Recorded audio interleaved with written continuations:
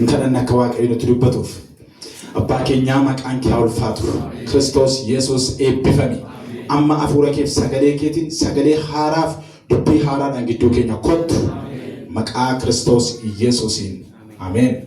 Waamamuu fi guutamsaa hafuuraa mata duree jirurratti yeroo gabaabaa fayyadameetan yeroo ta'an kutaa lammaffaatti kan itti fufnu ta'a. Waan irratti xiyyeeffadhu macaafa hojii ergamootaati. Macaafa hojii ergamootaa keessatti maaltu jira? Maal nu barsiisaa? Maal nutti himaa? Har'a hiikaa akkamii qaba? Noo amantoonni eessa jirraa? Isa jedhu ilaallataa jechuudha. Caalaalumatti achi keessaatii waan hedduu jira garuu kan irratti xiyyeeffannu tokkoffaan waamicha isa jedhudha. Lammaffaan immoo hafuuraan guutamuu yookaan immoo guutamsa hafuuraati.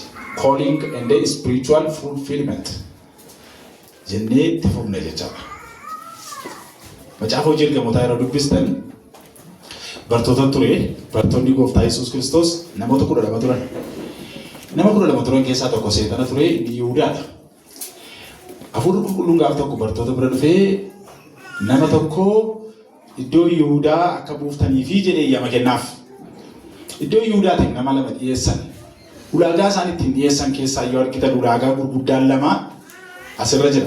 Tokko dhugabaatu ijaa kan ture kan ta'e jedhan. Dhugabaatu ijaa jechuun Yesuus Kiristoosiin gaafa biyya lafaarra ture nama Yesuus Kiristoos irraa barate nama Yesuusin ijaan arge fooniin jechuudha. Nama akkasii qofatu bartuu ta'uu danda'a. Apostoliis nama akkasii qofatu ta'uu danda'a. Kanaaf hin fudhattuu danda'an. Apostolis jechuun eye witness ta'uu qaba inni jalqaba. Nama yeroo jedhe fooniin Yesuusin arge ta'uu qaba. Kana booda inni tokkoffaan isa kan ulaagaa. Inni lammaffaan nama hojii Yesuus Kiristoos hojjeteetti amane jedhame. Amane. Eegamuu Yesuus Kiristoos ilma Waaqayyoo ta'uu Yesuus Kiristoosii fi Yesuus bartoota waamee hojiif ergachuu isaatti nama amanu ta'uu qabaa jedhan. Har'as kun barbaachisaadha. Namni humna Yesuus Kiristoositti amanu, jabina Yesuus Kiristoositti amanu, ilma Waaqayyoo ta'uu isaatti namni amanu waamicha inni nama waamu si fudhata. Tokkoffaa. Lammaffaan isatti waamame sana immoo amanee hojjeta. Dhumarratti fixaan boonsisaa maal akka ta'e iddoo kanarra jira. Gonfoo barabaraa jireenya barabaraati. Adeemsi isaa eessatti akka ta'e Yesuus gaafa jalqaban bartoota 12 waame. Galiilaa fi Naazireetii dhaqee isaa waame. Gara lagaa qurxummii qabuu, kiyyoo isaanii darbachuu, kaan immoo karaarra ta'anii gibira funaanuu, kaan immoo qonnaa isaanii qotuu. Yihuudaan qonnaan bulaa ture. Inni gooftaa gurgure qonnaan bulaa ture. Hojiidhaaf jedhee immoo gara Galiilaa dhufe malee. Baay'een isaanii hojii isaa mataa isaanii qabu turan. Kaan hojii mukaa hojjetu turan. Kan akka Yohaannis fa'a. Warroota kan iddoo hojii isaanii isaan jiranii piipii godheeti barbaadee babbaase iddoo isaan jiranii. Gaafa fidu adeemsi iddoo isaan iddoo jiran irraa ka'anii gara Yerusaalemitti ture. Adeemsa gara Yerusaalemitti godhan. Akka jechuun fiizikaalii duwwaa otoo hin ta'in yaadaanis jechuudha. Bakka jiran irraa ka'anii hojii dhuunfaa jiran irraa ka'anii qurxummii qaburraa fakkeenyaaf qurxummii qaburraa laga sana ba'anii haalli ittiin qurxummii qabanii fi haalli ittiin nama walitti qaban garaagara. Kanaaf haala dachaa sana keessaa ba'ee ilaalcha akkasii keessaa ba'ee sadarkaa nama qabuutti dhufuun salphaa miti. Barumsa baay'ee duuka buutuu sirrii ta'uu waamicha ofii amananii fudhachuu irraa ka'a. Kanaaf kana dubbachuu barbaade. Bartoonni barachaa dhufaniiti Yerusaalemiin lixan. Galiilaatti hamma Yerusaalemitti adeeman. Yerusaalemiin yeroo ga'an Yerusaalem achirraa ka'ee safarama. Amma Finfinnee irraa ka'ee safarama miti. Kiiloomeetira hagasii kiiloomeetira ammasii kan jedhu amma Hararraa kaatanii ol safartanii hin danda'ama. Hin danda'amu. Iddoo safaraa ta'uu hin danda'u. Handhuura ta'uu hin danda'u addanni. Handhuura Finfinnee irraa kaateeti iddoo ta'e tokkorraa kaatee iddoon poointi ta'e tokko jira. Achirraati lakkoofta jechuudha kiiloomeetira ammasiiti jettee. Yesuus Kiristoos achitti isaan fide iddoo poointi ta'etti isaan fide.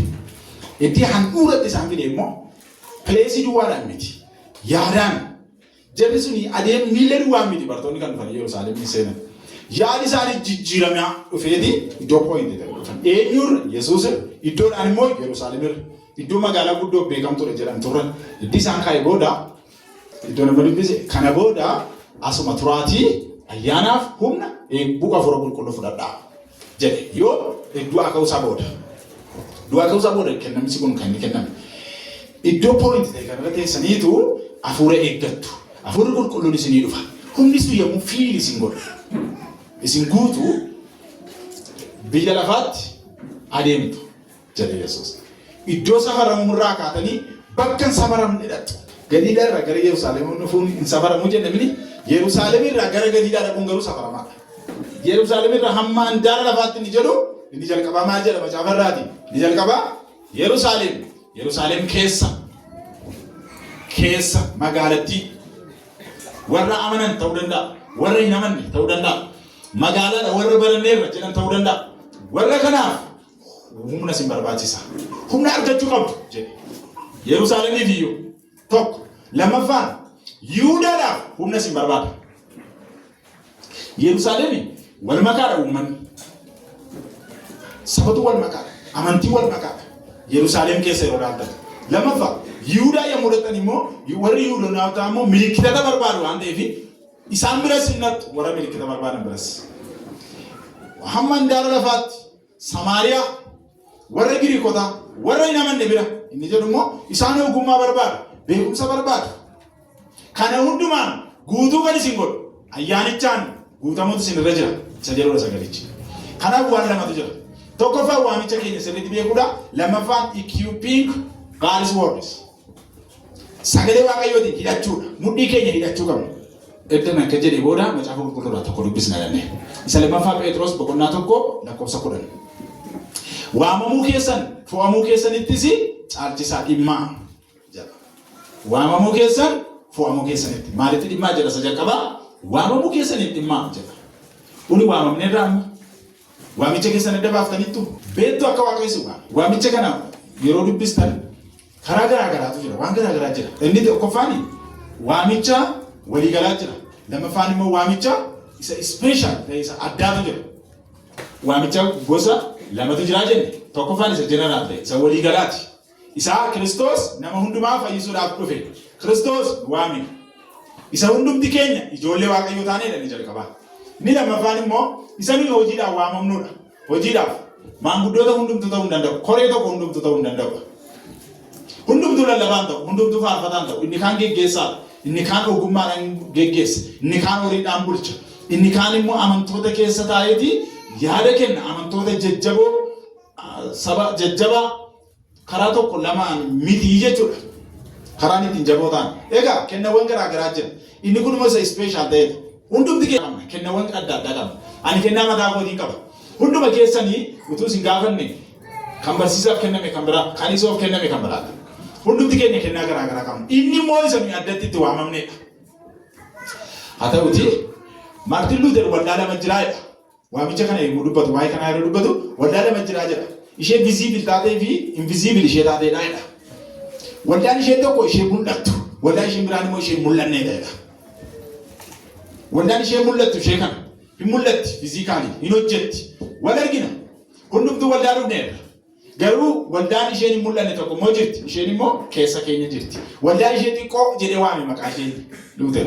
Waldaa xiqqoo tokko jedhe ishee gooftaa duwwaa beeka jedhee. Ishee gooftaa duwwaa wajjin wal beekti ishee jedhe. Namni beekuu hin danda'u ishee.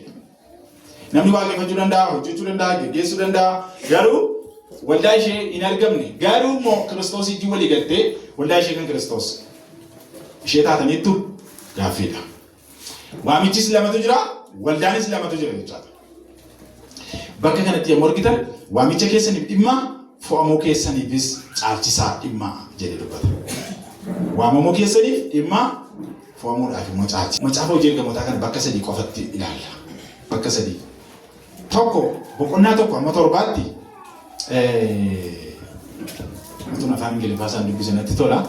The coming of the Spirit and the church in Jerusalem and the early growth. Warroonni kuni waldaan isheen jalqabaa Yerusaalem keessatti hafuura qulqulluu fudhachuudhaaf abdiin akka ishee kennamee fi hafuura qulqulluu edda fudhatte immoo waldaan kiristaanaa guddachaa adeemuu ishee argisiisa. Boqonnaa tokko amma 7tti yeroo walitti cuunfitame malee baay'eedha. Boqonnaa 8 amma 12tti immoo expansion into Samaria through conversion of Souls and the Gospels and the reaching Gentiles. Warroonni kun waan gurguddaa sadii of keessaa qabu. Inni jalqabaa expansion to Samaria jechuun Yerusaalem irraa Samaariyaatti babal'achuudha. Yerusaalemii kaatanii gara handaara lafaatti hamma Yerusaalemitti hamma Samaariyaatti adeemuu dandeessan jedhu Yerusaalemii fi Samaariyaa gidduu mandaroota garaagaraa, amala garaagaraa, barsiisa garaagaraa jira. Asii hamma achitti deemuu dandeessu jedhu. Samaariyaan Jentaayilsiidha. Ormoota warra Yesuus Kiristoos hin amanne waan ta'eef. Isa dubbata. Lammaffaan immoo conversion of powers. Conversion jechuun completely changed. Conversion hin jijjiirame, jijjiiramuu isaati. Amanaan waldaa keessa yommuu jiraatu conversion isa barbaachisa. Kaleessas, dheengaddas, bara darbes, guyyoota darbes tarii fuulli keenya isuma durii, uffannaan keenya isuma durii, akki keenya akkuma isa durii ta'uu danda'a. Garuu conversion nu barbaachisa. Jijjiirama yaadaa, jijjiirama qalbii, jijjiirama hafuuraa. Isa kana jechuudha mee dubbatu. Kan Phaawulos waan lama. Tokko ilaalcha isaa, yaada isaa jijjiirama, beekumsi isaa jijjiirama. Lammaffaa akshinii isaa jijjiiramaa ta'e. Hojiidhaan dura ilaalcha ajjeesaa qalaa hidhaa ture. Amma immoo Kiristoosiif kan hidhamu, Kiristoosiin kan lallabu, isa dhugaa ba'e Kiristoos natti mul'ate nama jedhamu ture. Isa kana gaa jijjiiramu isa kana. Namoonni baay'een gaafa Phaawulos isaan gidduu dhufe illee hin sodaatan. Kun nu qabuu dhufe. Dubbii funaanuudhaaf dhufe malee hin jijjiiramne itti yaadan. Kana booda nama biraa dhaqeetu itti mee lakkisaa akkas miti. Namni kuni jijjiirameera jedhee itti mee dhugaa ba'eef. Namoonni akkasii jiru jechaadha. Tole. Sadaffaa 13 hanga 28 yeroo argitanii the missionary journeys of Paul and his ultimate arrive in Rome. Paulus missionary journey isaa siya sadii godhe. Tokkoffaa, lammaffaa, sadaffaa jedhamee waamama. Hojii wangeelaatiif deemuu isaati. Imala garaagaraa gochuu isaati. Efeesiyooniin dhaqaa hin tura. Lammaffaa gara Yerusaalem dhufeeti. Yerusaalemitti hojii hojjeta. Akkasuma immoo gara Galaatiyaa dhaqaa hojii hojjetaa jechuudha. Inni suni barsiisa biraadha waan ta'eef sana keessan dha. Phaawulos ergama wangeelaatii fi yeroo garaagaraatti ergama Waaqayyoo irraa fudhatee waamicha isaa beekee ba'uu isaati. Amma waan haasaa jirru hundumtuu yeroo hundumaa haasaa keenya keessatti waamichi jira, hojiin jira. Phaawulos asitti ergaa fudhatee beekee waamicha isaa xamanee lammaffaa immoo ergaadhaaf baay'ee kan jedhutu jira jechuudha. Macaafa hojii ergamootaa kana yommuu argitan har'a baay'ee barbaachisaadha. Boqonnaa meeqa qaba? Boqonnaa 28 qaba. 29ffaan nuyi jedhu warri mishineeronni. Haasaa Phaawulos irraa fudhatanii Phexros faas keessatti warroonni Figures warroota jedhaman jiru. Figersonni kuni tokko Phaawulos, lama Phexros, sadaffaan Barnaabaas. Warroonni baay'ee macaafa kana keessatti mul'atan. Barnaabaas duraa Yoosefin ture. Yoosef jedhama ture bartoonni hojii isaatti tolaan kunoo gaarii attamii argannee jedhaniitu Barnaabaasitti deebisan. Barnaabaas jechuun immoo ilma sana jajjabeessa jechuudha. Abdii namaa kenna. Gaafa walgahii keessa dhufu abdii isinii kenna. Amala isaa dubbisaan ture baay'ee nama jajjabeessu rakkoon hin jiru isiniin jedha. Waan guddaa xiqqeesseetti hima. Hin dandeenya jedha. Mul'ata isaati. Namni akkasii kunis waamamee gara hojii dhufuusaa arginaa jechuudha. Kaayyoon isaa hojii Kiristoos hojjetee beeksisuu fi itti fufiinsaan immoo hojjechuu irratti xiyyeeffachuudha. Macaafa hojii ergamootaa. Hojii Yesuus Kiristoos hojjetee beeksisuu fi itti fufiinsaan immoo hojjechuudha jechuudha. Lammaffaa haala keessatti waldaan kiristaanaa babal'achuu danda'uu ishee ibsa. Haala akkamii keessatti lolli dhiphinni ari'annaan akkamiillee waldaa jilbeeffachiisuu kan dandeenye argina hojii ergamootaa irraa. Hojii ergamootaa keessatti yommuu dubbista waa'ee about persecution guutuu waldaan kiristaanaa garuu maal taatu dhufte jedha. Achitti yeroo dubbistan asitti ari'atama asitti immoo babal'achuu argitu. Maal kun jettanii yommuu yaaddan warri waamaman waamicha isaanii fudhachuudha. Lammaffaan immoo hafuura qulqulluun hidhamanii jiraachuu isaanii argisiisa. Sadaffaa humna hafuura qulqulluutiin guutamuu fi humna argachuu bartootaati. Guutamuu fi humna argachuuf guutamuun al tokkotti ta'e bartoota irratti. Humni hafuura qulqulluu gaafa dhufu filsams isaanii maal godhu guute jedha hafuurri Waaqayyo. Gaafa hafuurri Waaqayyo isaan guutu isaan erge. Irra deddeebiidhaan garuu guutamsa sana keessatti akkamitti jiraachaa turan isaanii amalaan sagalee Waaqayyo dubbifachuudhaan Kiristoos duwwaa lallabuudhaan achi keessa jiraachaa turan. Arfaffaa amantiitti cimuu fi ofitti amanamummaadhaan sooruu, barsiisuuf, eeguu, ifachuu wantoota kana argitu adda keessatti. Yommuu macaafa hojii ergamootaa gara dhumaa dhuftanii dubbistan waan kana argitu. Amantii isaaniitti maal ta'aa dhufan? Cimaa dhufan. Amantoonni maal ta'aa dhufe? Amantiitti jabaachaa dhufe. Tokkummaa isaa jabeeffachuutti dhufe. Guddeen cabsachuutti tokko turan. Hin jedhu horii isaanii walitti kennaa turan. fidaa turan. Tiresti wal gochaa turan, wal amanaa turan. Kana jechuun amantiitti ciman jechuudha. Amantiitti yommuu guddatu namni tajaajilaaf raajii qofa ta'a miti.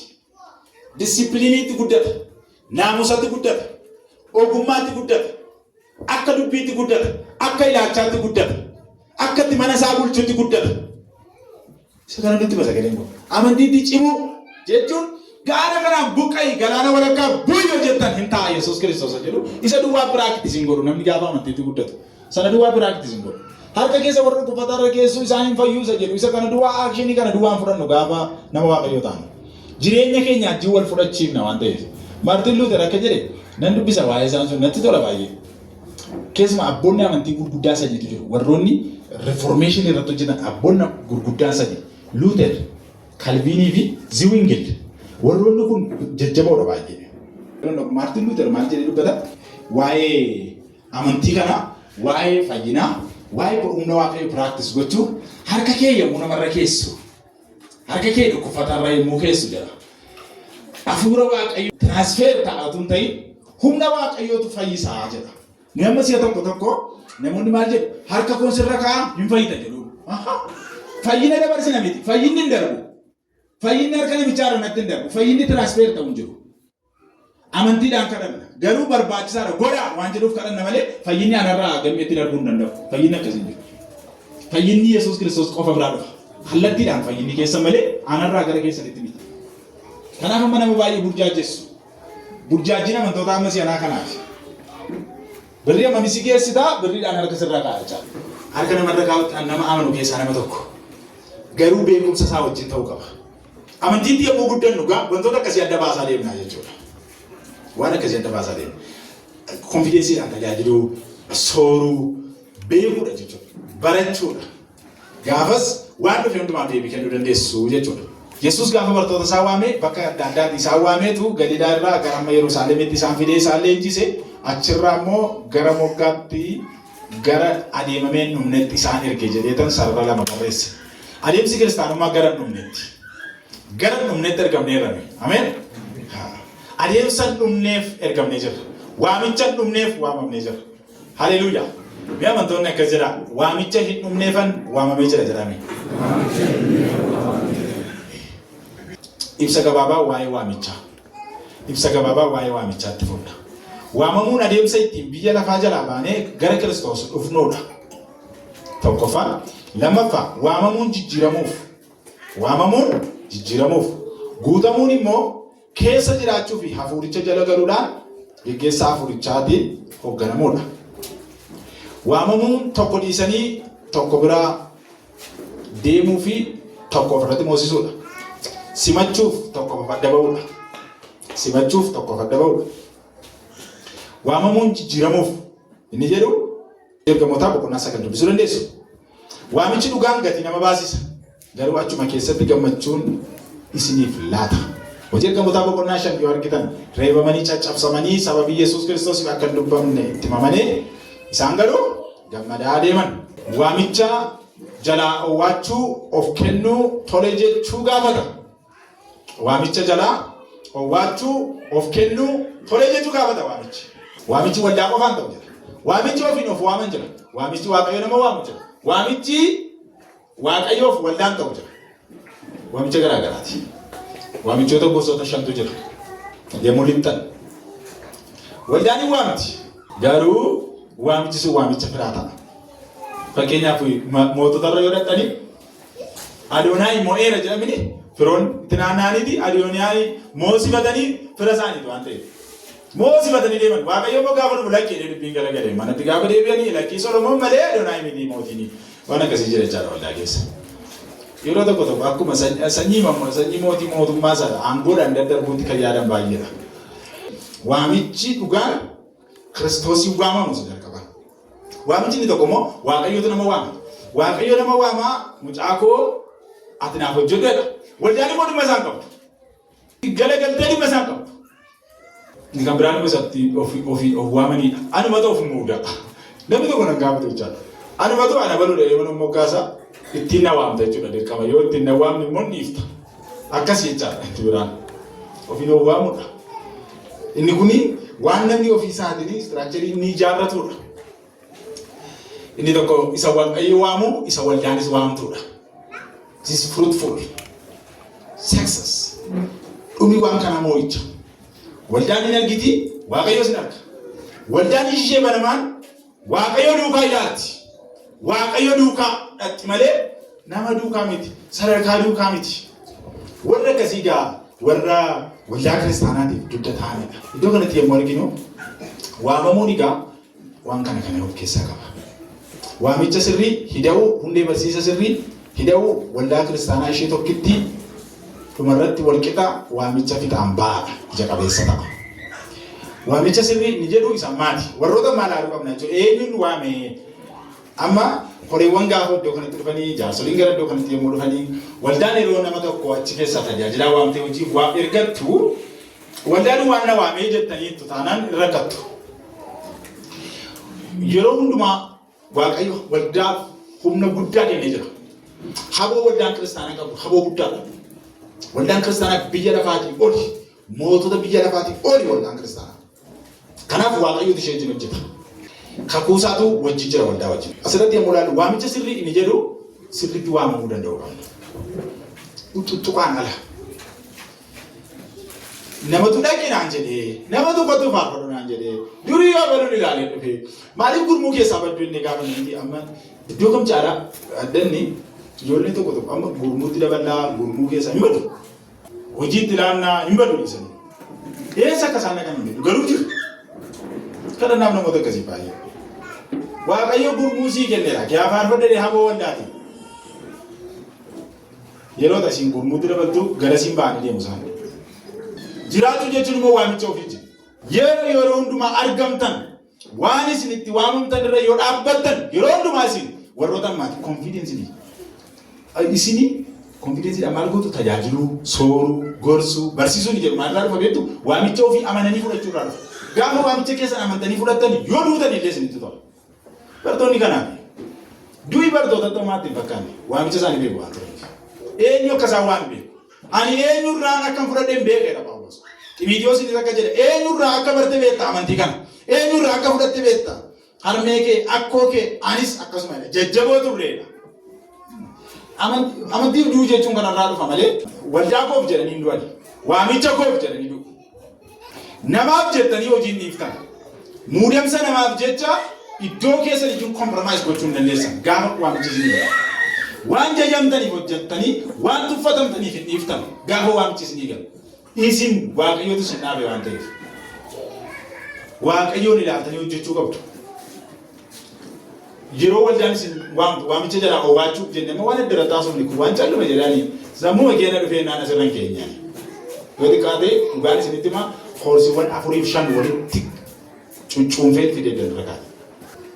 Yeroo waamicha keessaniif gaarii gootanii amantan Kiristoos tola waame yoo jettan homtuu booddeetti isin deebisuu hin danda'u. Waldaan kiristaanaa haalota akkamii keessatti illee babal'achaa deemuu ishee argisiisaa hojiin ergamootaan jedhu waan salphaa miti. Haala akkamii keessattuu ari'annaa keessattuu lola keessaa alaa barsiisa dogoggoraa jira. Mootonni alaan ari'atu lakkoofsi isaanii xiqqoodha. Yesuus Kiristoos lallabuudhaaf mana cufatu kadhachuudhaaf haala mijataan qabanii nama galma qabnaa, iddoo waaqeffannuu qabnaa, iddoo teenyuu qabnaa, meeshaa qabnaa. Yeroo tokko namni gaafa mataan isaa fayyaa ta'uu dhiisu kana yaaduu dhiiseeti waaqayyo galanni siif ta'u waan mana kana dhumne waaqeffanneef iddoo akkasii waan qabaanneef jechuurra waan biraa yaadatan. Sagalee waaqayyo kan inni nuun jechaa jiru hafuuratti guddatan kan jiru spiritual growth kan jiru asirratti barreessee ture jecha tokko. Hafuuraan yommuu guddachaa deemnu warroota kana dikiriis gochaa deemna. Tokkoffaa waamicha sirrii, lammaffaan hundee barsiisa sirrii jechuun maal jechuudha beektu macaafa qulqulluu irratti kan hundaa'e jechuudha. Hundee barsiisa sirriitti dabalachuu qabdu waamicha keessanitti. Barsiisa sirrii hin taane taana waamicha sirrii yoo qabaatan illee hin bade namoonni. Ka'umsi isaallee gaariidha booddee keessa akka malee ta'ee jiru namoota tokko. Jalqaba gaarii dubbata teellaa keessa dogoggore barsiisa sobaa ta'ee nuun maaltu sirrii ta'uu didee kan akkasii kuni hin badanne ta'anii barachuun barbaada waan ta'eef. Barsiisi hamaadha baay'ee. Hin dogoggorsa. Barsiisi sirrii barbaachisaadha. Hundee sirrii irratti ijaaramuu qabdu. Waldaa ishee tokkitti waamicha fitaan ba'a. Abrahaam Dhalootu qabaatiin Waaqayyoof waamamee hojjetee Museen giingee ture guutuun ture garuu Waaqayyoof adda ba'e. Ermiyaas mucaa ture garuu gara haadha isaa keessatti filatamee Waaqayyoof hojjete. Phaawulos nama waraansa qabu, nama dadhabbii qabu, nama jedhaa aadu Waaqayyo garuu ayyaanni koo si ga'a, humni koo dadhabaa keessaa mul'ata, jabaadhu waamicha kee duukaa bu'i ittiin jedhee hundumti isaanii fixaan ba'an asirraa yeroo argitan. Waaqayyo warra fixaan ba'an nu haa godhu. Waamicha nu itti waamamne jettanii qabattu. Waamicha itti waamamne mata duree irratti. Isa booda tokko jettu. Waamicha ittiin garbummaa cubbuu jalaa baane. Isa duraa Qorontos boqonnaa 7 lakkoofsa 22. Namni garbummaatti utuu jiru waamicha gooftaa argatee goofticha biratti birmaduudha jedha. Waamichi itti waamamne ni jalqaba. Waamicha ittiin garbummaa cubbuu jalaa baanedha. Lammaffaa waamicha keessatti Waaqayyo wajjin jiraatamu. Waamichi keenya Waaqayyo wajjin ittiin jiraanna malee waamicha keenya ittiin namaaf hojjechuu qofaaf yaadna taanaan tokkoffaa irratti tuqaan keenya kuni nuyi yommuu jechaadha. Inni tokkoffaan waamichi keenya cubbuu jalaa baane jennee fudhachuu qabna. Ani yoon hojjedhu ta'ee, ani yoon sin geggeessu ta'ee, ani yoon sin kadhadhu ta'ee akka koo kana. Ani yoon sin barsiisu ta'ee inni kan keetii kennan lixuun jedha taanaani an dogoggoraadha jechuudha. Dogoggoreen jira. Barachaa, barsiisaa, geggeessaa, geggeeffamaa, gorsaa, gorfamaadha wajjin hafuura. Asirratti maal jedhaa? Waamicha ittiin cubbuu jalaa baane perfect isa kana beekuu qabna jalqaba. Ani yeroo jalqabaa nama tajaajiluuf waamame. Ni jalqabaa cubbuu jalaa waamuufan waamame. Kana adda baasuun qaba tokkoffaa. Lammaffaan waamicha kana namatti dubbachuuf utuu hin ta'in Waaqayyo wajjin ittiin jiraachuuf. Waaqayyo wajjin jiraachuuf waamame. Haleluuyaa. Qorontos irraa boqonnaa 7 lakkoofsa 24. Namni adduma addaan waamicha Waaqayyo isa waame keessatti hafee Waaqayyo wajjin haa jiraatu jedha. Eenyu wajjin haa jiraatu? Waamicha sana keessatti hafee dhiiseen jedhu argitanii waamicha sana keessatti hafee Waaqayyo wajjin haa jiraatu. Waamichi keenya waamicha itti Waaqayyo wajjin jiraannudha. Lammaffaa. Sadii. Waamicha jiraatamuudha. Life. Waaqayyo wajjin jiraannaa inni biraan immoo ofii keenyaaf waamicha jiraannudha. Dhugaa barsiifnee soban dubbannu jechuudha gaafas. Deebii jennee ofii keenyaaf hin dogoggorru. Raawwadhu jennee ofii hin dhiifnu. Ba'aa namatti feenee ofii qubatti kan hin buufne akka warra Fariisotaa. Ba'aa namatti feenee ofii qubatti hin buuftanii. Ofii keessaniif gaala liqimsituu warra kaaniin immoo bookee calali'ettuu. Isin warra kaaniin qullaa miiccadhaa jettuu isin immoo awwaara maragamaadhaa. Awwaala isa maragameedha isinii jedha Yesuus Kiristoos. Isa kana egaa waamicha jiraatamuudha kan jennu isa faarfannu jiraanna isa jiraannu immoo faarfanna jechaadha. Akkas jireenya kiristaanaa. Gaafa akkas ta'u homtuu nu dhaabuu hin danda'u. Beekneerra jechuudha. Eenyuuf akka hojjennus beekneerra maaliif akka mana kana ga'ee jirrus nu gala. Arfaffaa. Waamicha keessatti Kiristoosii yaadannu labsinu beeksifnudha. Argitanii ilaa eessatti dhufne arfaffaa irratti itti dhufne amma. Nu yamma tokkoffaa waamicha keenya lallabeenna malee lammaffaa geggeessuu dandeeyyaanna malee akka jennee yaadna. Arfaffaa irratti itti dhufne ilaa reefu. Arfaffaa irratti Kiristoosiin yaadachuu isa jalqaba. Lammaffaa labsuu inni dhumaa beeksisuudha. Jechi garaa garaa hundumtuu. Yaadannaa gaarummaa isaa oolmaan isaa keessa keenya guutaa namoota biraatti misiraachoo himna. Isa booda beeksisuun ni jiru namoota biraafis dabarsine jechaadha. Ibroota boqonnaa 3 lakkoofsa 1. Kanaaf isin obboloota koo Waaqayyoon qulqullooftanii waamicha isa Waaqa irraa keessatti hirmaattanii Yesuusin ergamaa fi hangafa lubootaa isa amantii keenya beeksifnu kana yaadadhaa jedhee dubbata. Gooftaa keenya Yesuus Kiristoosiin hangafa lubootaa isa nuuf ergame sana beekuu, yaadachuu fi beeksisuu irratti dhibbuu qabnedha. Haleluuyaa. Ayyamantoota. Shanaffaa. Waamicha nuyi malluuf miti. Waamicha Kiristoos ittiin waamedha. Nuyi malluuf waamicha kanaaf.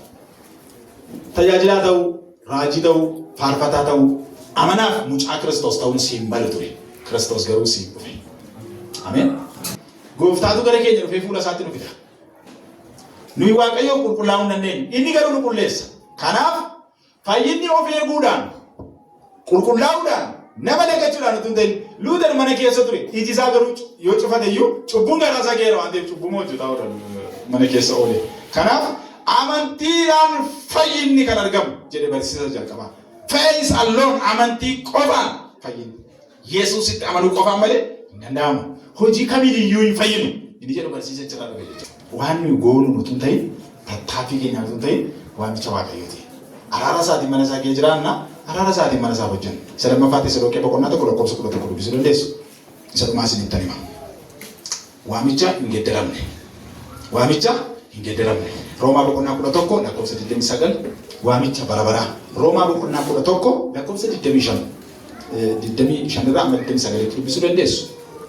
29 irratti akka jedha. Kennaan Waaqayyoo waamichi isaas hin gedderamu jedha. Kennaan Waaqayyoo waamichi isaas hin gedderamu. Kan bara baraatiif jedha. Waamicha kanaan inni jalqabaa hin jijjiiramna. Lammaffaan hojii bobbaanaa.